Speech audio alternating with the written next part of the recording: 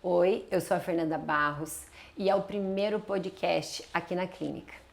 A minha convidada hoje é uma convidada muito especial. É uma mulher com uma história de sucesso dentro de um mundo difícil aqui no Brasil, que é um mundo indiretamente relacionado à arte, que é a fotografia, que é a fotógrafa Karina Rocha.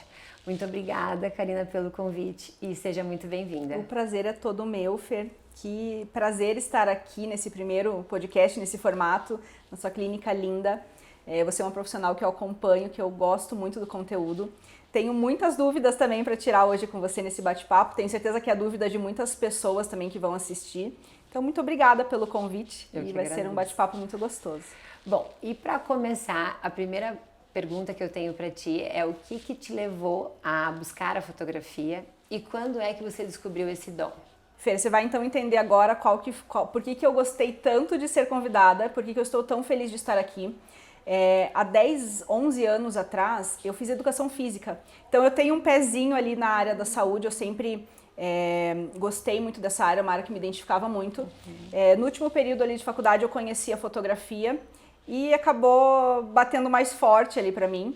E então eu comecei a fotografar e sair da área de educação física. Mas foi uma área assim que eu trabalhei por algum tempo, que eu gosto muito e que eu trago grandes aprendizados, né? Por mais que pode parecer que as profissões não se conectam, mas eu trago muito da educação física, esse trato com pessoas, esse cuidado, né?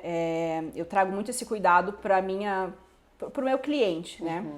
Então assim, eu comecei nesse finalzinho, no último ano de educação física, eu comecei a fotografar.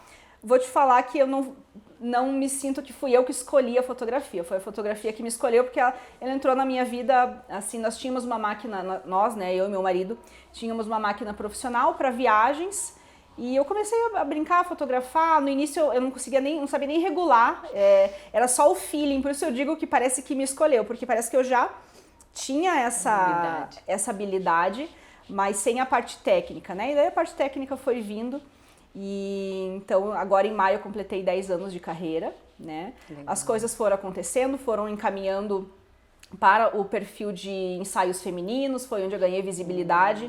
Hoje eu atendo ensaios masculinos também, estou muito dentro desse mundo empresarial, fazendo retratos empresariais, né?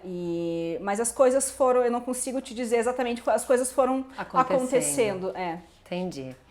O que você mais gosta de fotografar? O mundo feminino me encanta, desde sempre. Então eu comecei fotografando crianças, antes era Karina Rocha, fotografia infantil.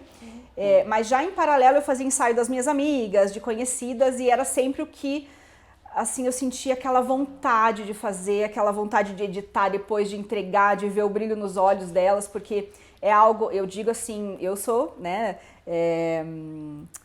suspeita em falar, mas é algo que transforma, né? A fotografia ela é uma ferramenta muito poderosa, porque ela congela ali algo ou algum sentimento que você às vezes não consegue externar, né? Mas às vezes num clique, num olhar, consegui passar exatamente aquilo que eu queria. Então a fotografia é poderosíssima nesse sentido. Então, inclusive, te interrompendo um pouquinho, sim. Para revelar, às vezes, as imperfeições que a gente tem, ou às vezes até as belezas que a gente tem e não enxerga no espelho. E abraçar, né? É muito interessante. Então, assim, eu fico até arrepiada, porque realmente é com muito amor. Eu vejo até que teus olhinhos brilham, porque a gente se conecta nisso, eu vejo que teu trabalho também é feito com muito amor. Então é isso, sabe? É o que eu gosto do universo feminino. Depois de 10 anos, eu comecei a abrir agora o meu mercado pro masculino, mas focado nos ensaios empresariais. Então outra linha, uma outra pegada. Mas tenho gostado bastante também. Os homens são... Né, é um universo novo, eu tô descobrindo a vaidade masculina, que muitas vezes a gente acha que não existe, né? Que só a mulher é vaidosa, tem autoestima. E não, então estou hoje entrando num universo novo, continuo firme no feminino, no que eu amo, mas hoje eu me dei a liberdade, assim, depois de 10 anos, de abrir um pouquinho ali, de não ser tão nichado, e hoje eu atendo o masculino também, e gosto muito. O que você não faria de jeito nenhum dentro de ensaio fotográfico?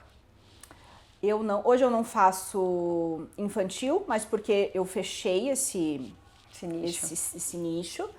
Mas que eu não faria por estética, assim, porque hoje eu respeito muito e eu tenho uma linha muito peculiar, assim, hoje quem vê meu feed, vê meu trabalho, conhece, me procura, já entende mais ou menos a linha a se trabalhar. Então, algo que fuja muito da estética que eu fotografo. Eu digo assim que hoje eu consigo trabalhar com uma luz que eu chamo de uma luz sofisticada. Então, hoje eu até brinquei com uma cliente que saiu do estúdio. Falei, dá uma olhadinha na tua conta bancária, eu tenho certeza que aumentou uns zerinhos aí, né? Eu digo cara de rica, assim. Então, sim, isso tem a ver com a iluminação que eu utilizo, com as roupas que eu oriento a cliente aí, com posicionamento, direção. Então, algo que fuja dessa estética que eu trabalho. Hoje eu tenho essa liberdade de... Não é escolher, mas assim, orientar, sim, né? Sim. E dificilmente mesmo eu preciso disso. E o que eu não faço hoje de jeito nenhum seria um masculino mais numa pegada sensual, assim, não é algo que eu trabalho. Entendi. Quais são os princípios que você enxerga que foram determinantes para o seu sucesso? Fer, primeiro, algo que nós temos em comum, que eu citei, o amor. Né? A gente tem que amar fazer o que faz, porque essa é a chave de sucesso para mim. Não tem outra palavra a não ser gostar muito, amar e assim acordar todos os dias feliz, né, de estar lá. Então, eu vou te dar um exemplo assim que talvez não tenha muito a ver, mas vai linkar com essa pergunta que você me fez. Hoje eu vivo um momento de cansaço emocional, físico, e eu estou hoje vivendo a minha melhor fase dentro da fotografia. Então, né, como que essas coisas se conversam, né? Nossa, eu tô tão bem e ao mesmo tempo estou me sentindo cansada, né? Mas assim, acredito que tem a ver com o estresse, né, que você faz, enfim. Isso, então assim, eu entrego muito e muita energia. Exato. Né? Então assim, de fato, assim, eu estou estou disposta a entender a dor daquele cliente, né? Muito empática, né? Sim, e essa questão de eu sinto a energia da pessoa, eu tenho uma sensibilidade muito grande, que eu acho que tem a ver com a minha profissão também, porque eu preciso olhar, né, dizem, né, tem aquela frase que fotografar é deixar na mesma linha olhos, mente e coração, né? A gente precisa alinhar. Então isso acaba necessitando da tua energia envolvida ali, né? Claro. E eu, de fato, eu me entrego assim para cada ensaio. Cada cliente que me procura, por mais que, por exemplo, é ensaio empresarial, mas não é o mesmo ensaio empresarial. Cada cliente tem uma demanda específica. Então, assim, o que a gente está fazendo aqui, eu faço com cada cliente. A gente senta primeiro, conversa, alinha. Que público você trabalha hoje? Qual a imagem você passa na internet? Né? Principalmente porque hoje é muito rede social, né? Então, assim, você já tem um Instagram de trabalho, o que você gostaria de transmitir, credibilidade. Por exemplo, o público de advogados. Eu preciso trazer credibilidade, depende da área da advocacia, um certo distanciamento para que o cliente entenda que ele, né, precisa ser, né, gera um certo respeito. Na área médica, normalmente eu trabalho com luz mais aberta para trazer essa acessibilidade, né? Mas em alguns momentos eu vou trabalhar luz e sombra. Então tudo é técnico, mas é misturado também. Você contextualiza muito, né? Muito. Muito legal. Sim. Fer, deixa eu aproveitar que eu estou aqui então, essa oportunidade única de tirar várias dúvidas. Na verdade, eu gostaria de entender um pouquinho mais sobre o seu trabalho, que une a nutrologia com tratamentos estéticos, por exemplo. Como que quem veio antes, assim, foi a parte, né, foi a médica nutróloga, né, enfim, porque eu acho muito interessante isso de você alinhar essa saúde vindo de dentro e transparecendo no externo, na aparência dos seus pacientes, né? Na verdade, a minha primeira especialidade foi dermatologia. E não demorou muito, eu fiz a nutrologia justamente por começar a entender o quanto resultados estéticos tinham a necessidade de serem amparados por como está dentro do paciente, metabolismo, parte nutricional, parte hormonal, né? Ah, que legal. E isso não foi só por conta da questão do resultado estético, mas também porque dentro dessa minha entrega eu trato os pacientes como um todo. Eu sempre quis entregar esse todo para o paciente, ver realmente a questão de saúde emocional, saúde, enfim, de disposição desse paciente, enfim, eu sempre perguntava para o paciente como ele estava, quais eram as doenças que ele tinha. qual era a condição, às vezes, emocional que ele estava passando.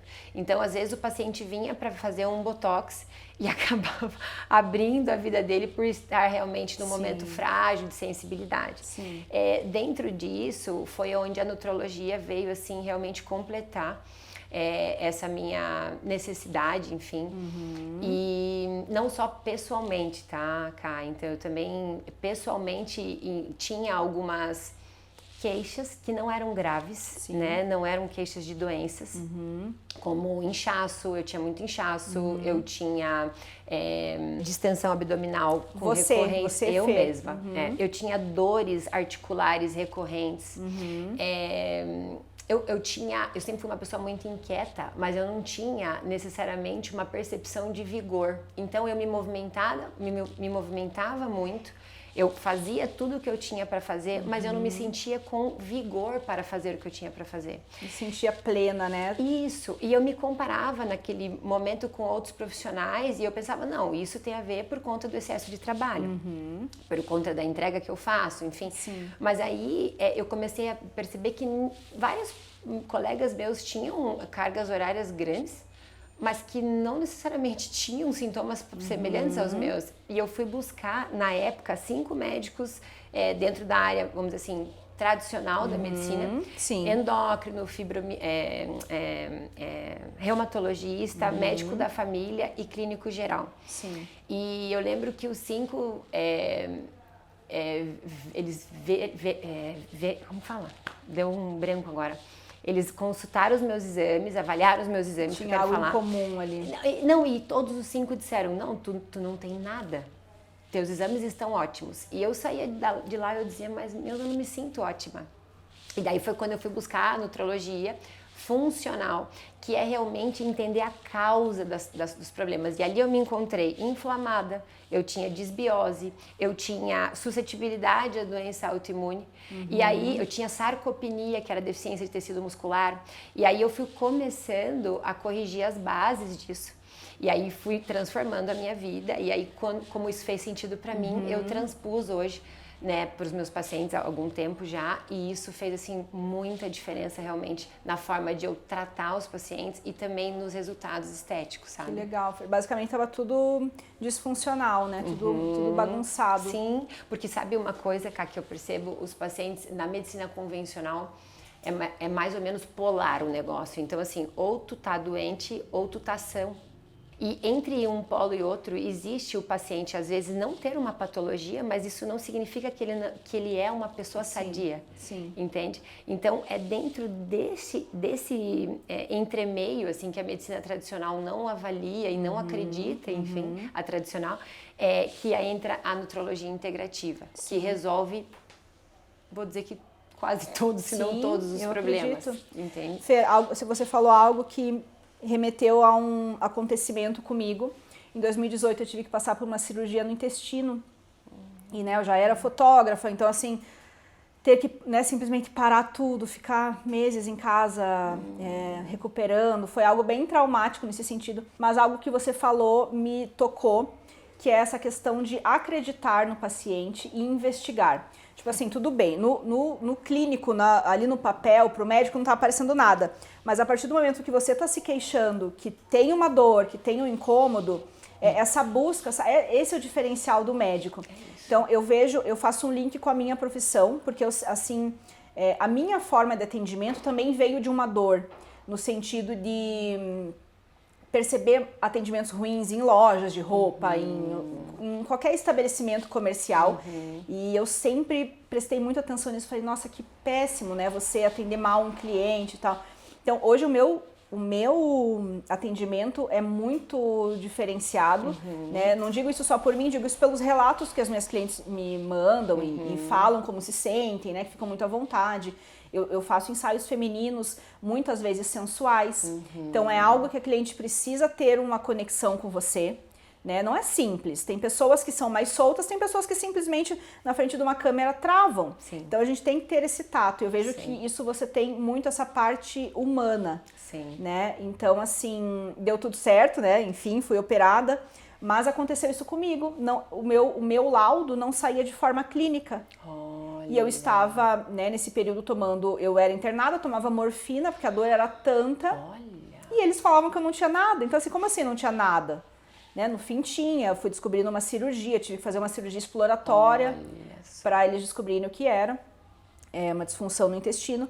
Então, assim, você me falando chamou muita atenção. Falei, nossa, esse é o diferencial. É você prestar atenção nas queixas do seu paciente e não generalizar ele. Isso. Né? Só de acordo com as suas experiências. As pessoas são individuais, né, Fer? Totalmente. Eu sempre acreditei nessa medicina personalizada, né? Porque Sim. apesar de somos humanos, a fisiologia pode ser humana, mas o funcionamento, a arquitetura desse metabolismo é completamente individual, Sim. né? Então isso tem que ser levado em conta, com certeza. Não dá pra falar, tudo é normal, isso é normal. Não é normal. Falta de vitalidade não é normal, desânimo não é normal, falta de libido não é normal. Então assim, dor não é normal. Sim, então sim. tem coisas que realmente merecem uma atenção especial. Sim, exatamente. Né? A gente precisa viver uma vida plena, né, em todas as áreas, né, Sim, Fer? e tem como, né? E tem como. Dentro dessa loucura que a gente vive, essa correria, hoje eu sempre falo para o paciente assim, veja, você chegou aqui, porque eu começo a dar as orientações, os pacientes começam a ficar tensos. Ele fala assim, meu Deus, como que eu vou fazer isso? Como se fosse coisa muito diferente, muito difícil. Exemplo, precisa reduzir produtos transgênicos, por exemplo, que é produtos de panificação, que tem a parte do óleo de soja, a questão do milho, enfim. Aí o paciente já entra em curto-circuito, assim, fala, meu Deus do céu, o que eu vou comer? Na verdade, você vai comer tudo que normalmente não se come. Então, assim, alimentos de verdade, eu sempre falo, simplifica, pensa na feira de rua.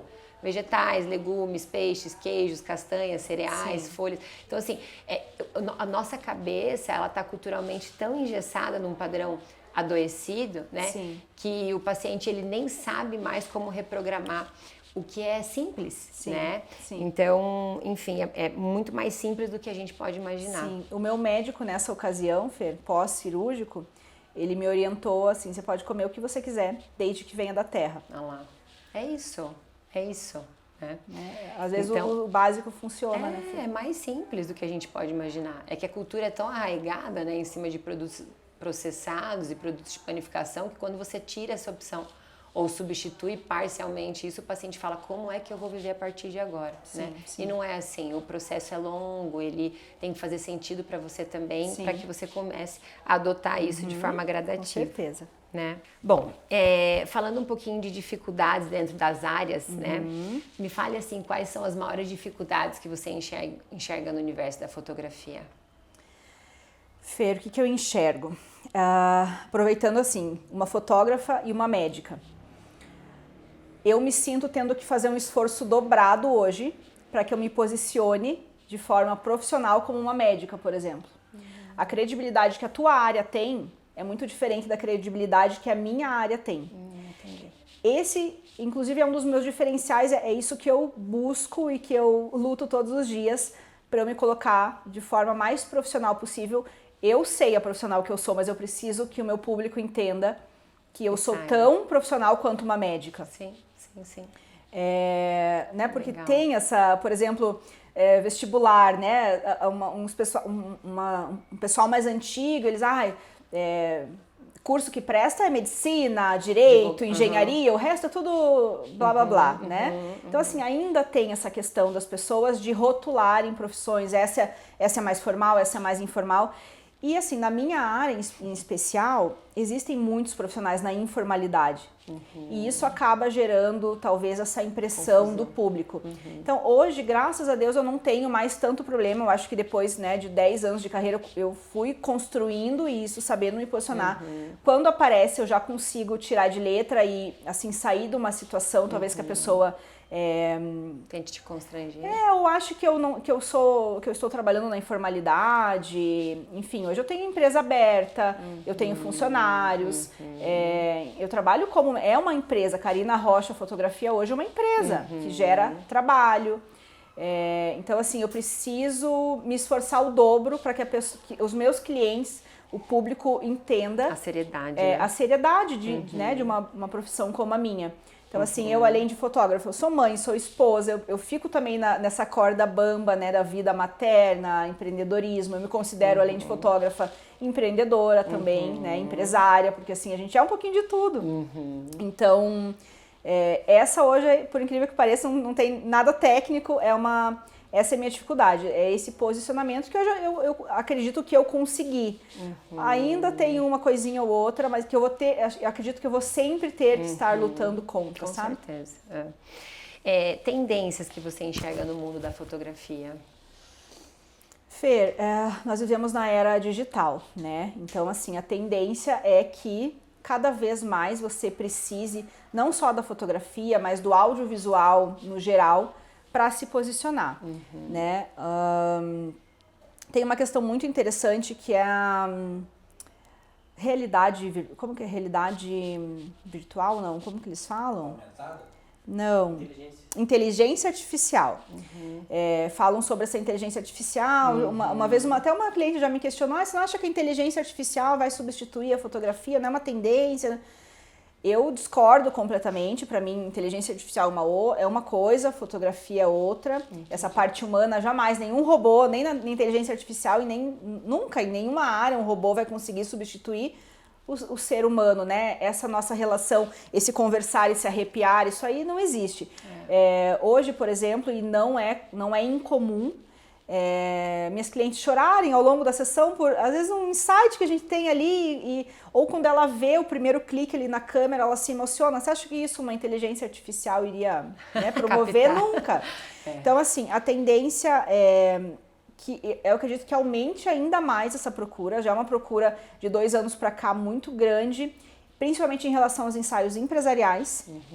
É uma área, tanto que assim, hoje os ensaios empresariais, eles consomem 80% pelo menos da minha agenda, de várias profissões, daí eu tenho um ranking ali das profissões, mas eu acredito que aumente essa tendência a profissionais, né, devido a posicionamento estratégico em rede social, aumentar, né, essa demanda de ensaios empresariais. Então eu acredito, não sei se eu posso estar errada, porque hoje como eu disse, as coisas na minha vida elas vão acontecendo, eu não vou muito atrás. Então hoje a onda que está me levando para esses ensaios empresariais, acredito que seja uma tendência aí para os próximos anos aumentar ainda mais. Bom, dentro dessa entrega que você faz, acredito que alguma cliente já tenha virado amiga sua. Sim. E você já teve algum problema em relação a isso? Ou você vê algum problema em relação a esse tipo de relação, vamos dizer assim, que se confunde no meio do caminho? Sim. Tenho, sim, muitas amigas, né, que passaram a ser amigas pessoais, justamente por essa relação, que já percebeu que eu falo bastante, né? E eu me conecto muito com as pessoas. Eu olho no olho, eu entendo, eu sinto. Então, isso facilita. Eu digo assim, ó, no meu estúdio, eu tenho uma parte religiosa não, espiritual, né? Porque religião é uma coisa, espiritualidade é outra. Muito forte. Então, assim, eu sempre chego no meu estúdio, eu entrego ele a Deus, eu falo aqui a sua morada, que as pessoas entrem aqui e se sintam bem, que sintam sua energia acima de tudo e tal. E tem, ó, de novo eu me arrepio. Você falou, eu fiz a mesma coisa quando a gente inaugurou a clínica então, aqui. E assim, eu faço isso todos os dias. Então, assim, e tem sido assim. Então, já entra selecionada as pessoas que vão fotografar comigo, parece que assim são escolhidinhas a dedo. Então, não é muito raro a gente se conectar. Eu tenho amigas, assim, que hoje são amigas que começaram comigo lá, fizeram um primeiro ensaio 10 anos atrás. Eu tenho uma amigona que, inclusive, eu vi ela hoje. Eu fotografei o casamento civil dela, eu nunca fiz casamento na vida, eu estava começando a fotografar e, assim, acredito que outros fotógrafos vão se identificar, quando a gente começa, o que chama, você vai. Fotografar casamento, depois você vai entendendo o que você gosta, o que você não gosta. Então eu fotografei o casamento civil dela no primeiro ano de fotografia e ela se mantém comigo até hoje. Ela passou por algumas transições de carreira e eu fotografando, fotografei a filha. Então hoje nós somos amigas pessoais, né? A gente se vê fora ambiente, fotografia, estúdio. Experiências ruins, talvez, não digo ruim, porque assim, hoje eu consigo me posicionar. Ok. Foram 2 anos de terapia e hoje assim eu consigo, não é não, sim é sim, eu consigo avaliar o que é bom pra mim e o que não é. Entendi. E não tenho medo de falar não, de me posicionar. Então Então, o que que acontece, às vezes, com uma certa intimidade, questão de desconto, deixar que o valor vai ser diferenciado, ou que tem que ter um benefício aqui, um benefício ali, por ser uma cliente de mais tempo, ou uma, né, acaba virando amiga.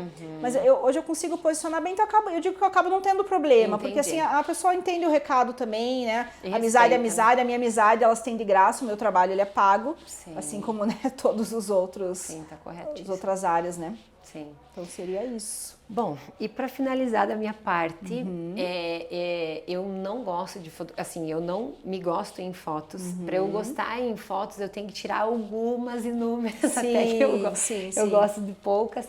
E eu queria que você me desse, acho que vai ajudar várias pessoas também, dicas para que a gente saia bem na foto. O que a gente não deve fazer de jeito nenhum, ou enfim, o que deve ser preconizado assim para sair bem na foto. Sim. Fer, isso que você me falou agora eu recebo de muitas clientes, da maioria delas, para te falar bem a verdade, porque são acostumadas com a selfie, né? A selfie, ela é uma foto invertida, como se estivesse se vendo no espelho, né? Então, assim, é mais difícil ali de acertar um ângulo. Uma dica rápida, assim, o ângulo sempre de cima, ele afina, né? O rosto é sempre mais fácil de acertar. Se alguém vai tirar uma foto tua também, sempre do ângulo um pouquinho de baixo para cima, você ganha altura, né? De cima você vai acabar achatando, enfim. Então, algumas diquinhas básicas. Mas, assim, é muito diferente uma foto profissional de uma selfie, por exemplo, que a gente faz ali 100 fotos, às vezes não gosta de nenhuma. Sim. Qual que é a diferença do profissional? A experiência. Então, assim, nos primeiros minutos de fotografia eu já vou entender qual que é a sua forma de agir ali, de se posicionar, seus melhores ângulos, onde eu devo ou não colocar a luz, né? A luz ela pode ou amenizar ou exaltar algum ponto. Então, tudo isso é técnico, tudo isso um bom profissional ele vai, né, te orientar.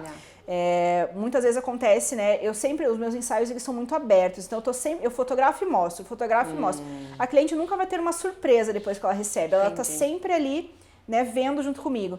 E a maioria, assim, né? Nossa, sou eu mesma. Então, assim, luz certa, ângulo certo.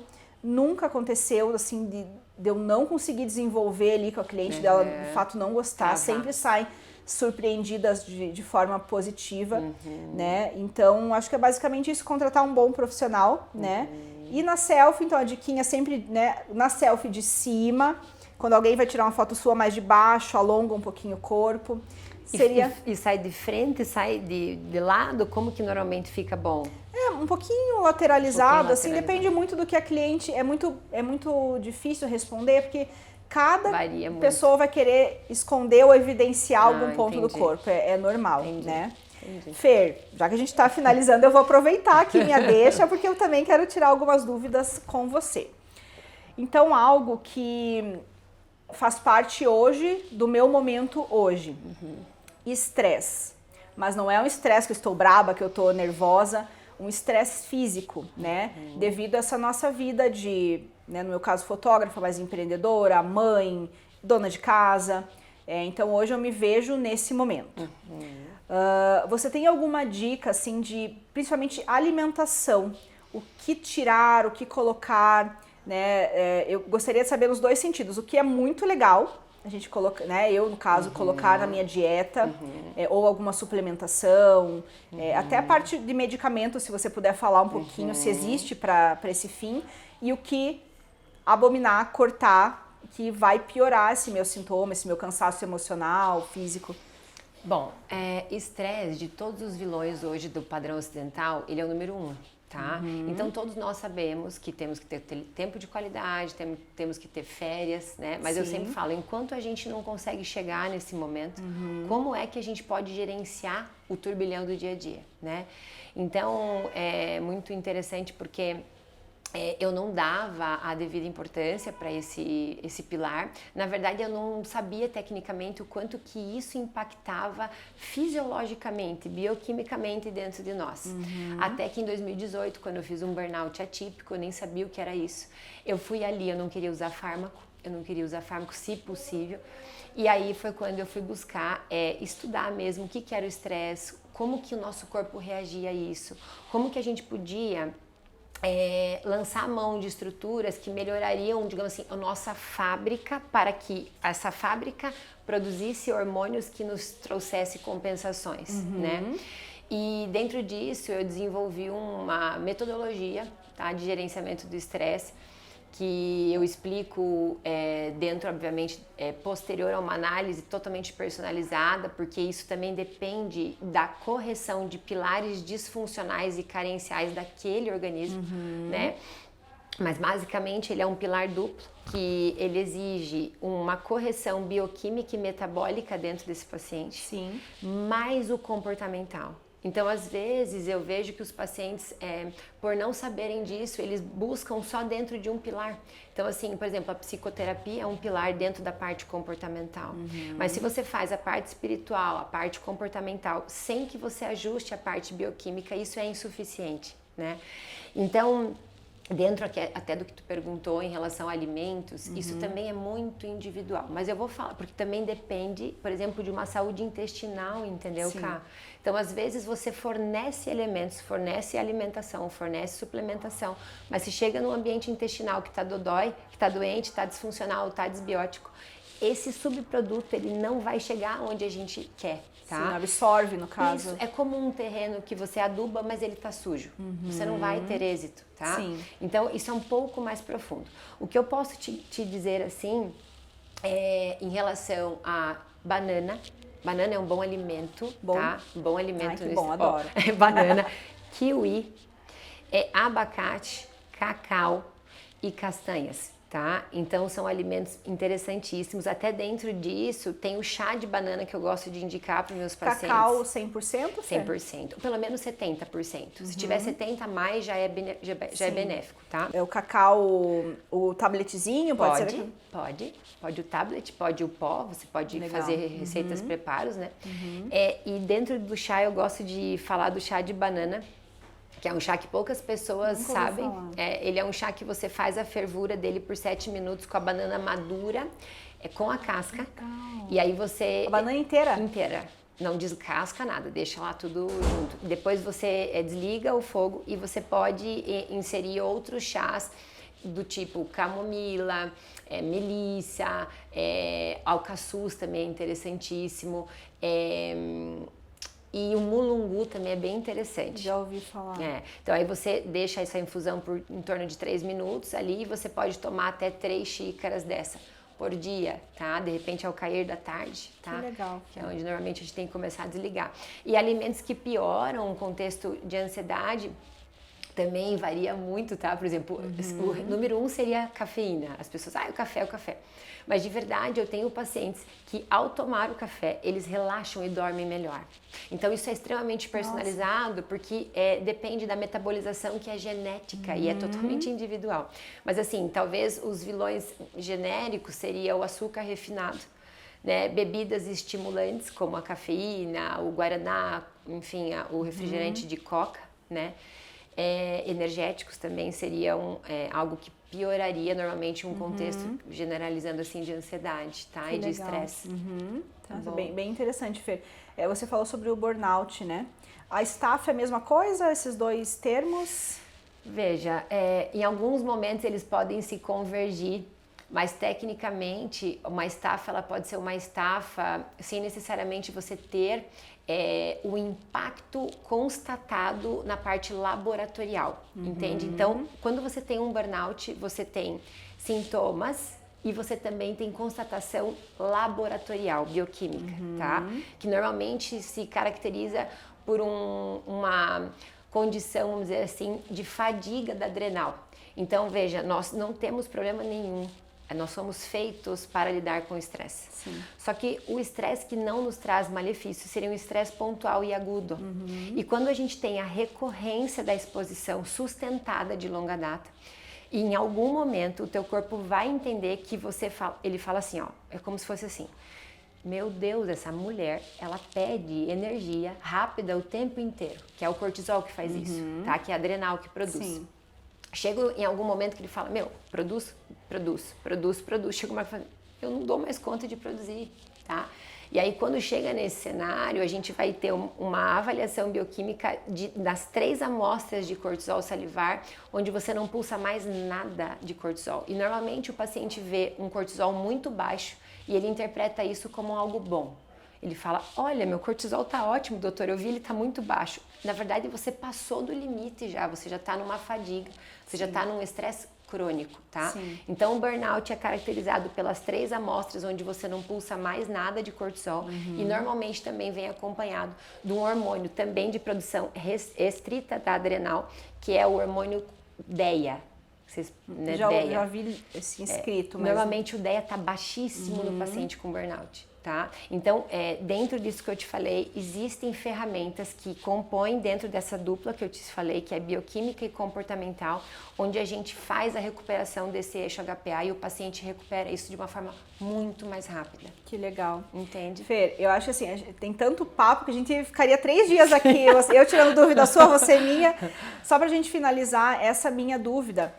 Por exemplo, eu tenho os meus alertas, eu tenho um autoconhecimento muito grande devido à parte espiritual, à própria terapia, né, me ajudou muito. Mas para as pessoas no geral, assim, quais são os alertas? Opa, estou possivelmente entrando em burnout, estafa, o que ela deve cuidar e correr para uma médica como você, por exemplo? Tá, então tem algumas coisas. As mais comuns eu diria que seria uma falta de produtividade. Você às vezes chega para o teu trabalho, você produz, mas isso está bem desorganizado e muito custoso para que você faça. Então, a redução da produtividade. Distúrbios do sistema nervoso autônomo que podem incluir boca seca, taquicardia, sudorese e às vezes até o paciente tem ânsia, tá? Outra coisa é o humor que pode ser irritadiço ou melancólico, triste. Ânimo muito, muito baixo, vigor muito, muito baixo. Distúrbios de sono, que aí podem incluir normalmente a insônia ou a hipersonia. Então, ou dorme muito, né? Mas normalmente não é um sono reparador, tá? Sim. Dorme e continua cansado, isso, né?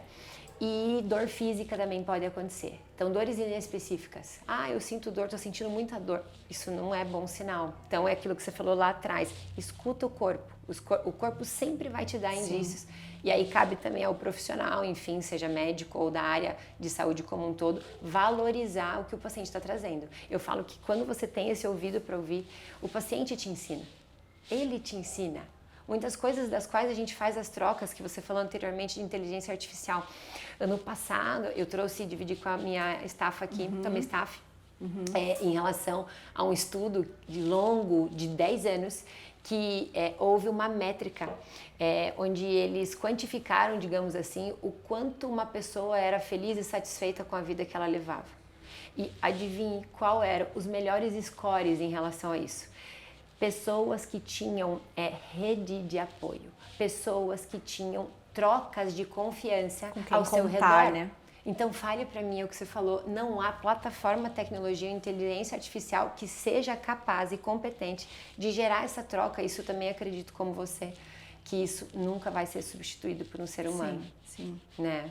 Fer, que legal, meu Deus, eu aprendo muito no meu dia a dia por trabalhar com profissões tão diferentes, eu sou muito curiosa, então tudo eu vou perguntando, mas né, um advogado, mas como que funciona um processo assim, como você faz, né, um médico, eu trabalho muito com profissionais também de harmonização facial, então essas marcas eu conheço todas porque eu vou perguntando, então é muito legal, né, a gente tá sempre aberto a aprender, eu comigo, né, eu com você, você comigo, muito legal, adorei, obrigada. Agradeço, muito bom. Muito bom. Conhecimento sempre agrega, né? Sim, estamos obrigada, aqui para as trocas mesmo. Então eu quero te agradecer, Karina, por ter aceitado o meu convite com esse primeiro podcast aqui na clínica. E realmente foi um prazer ter esse bate-papo e essa troca contigo, foi um prazer te conhecer um pouquinho mais. E eu gostaria de deixar então a palavra contigo para você transmitir a mensagem que você gostaria para as pessoas que estão nos assistindo. Fer, primeiro e novamente te agradecer, foi muito legal. Como eu disse, tirei muitas dúvidas minhas, pessoais, né? Eu preparei aqui, na verdade, dúvidas verdadeiras que eu tenho, que faz parte do momento que eu estou vivendo. Então, amei, muito obrigada. Você é maravilhosa. Eu te agradeço. Pessoal, então eu sou fotógrafa, né? Não sei se eu cheguei a me apresentar ali no início. O meu estúdio fica no bairro Juvevê. Você que é profissional de qualquer área, né? A Fer, inclusive, uma super convidada, ela vai fazer as fotos dela lá comigo. Espero que vocês tenham gostado. Eu tirei muitas dúvidas com ela, tirou dúvidas comigo também. E foi maravilhoso. Muito obrigada por participar do seu primeiro podcast nesse formato. Muito bom, obrigada. Até mais.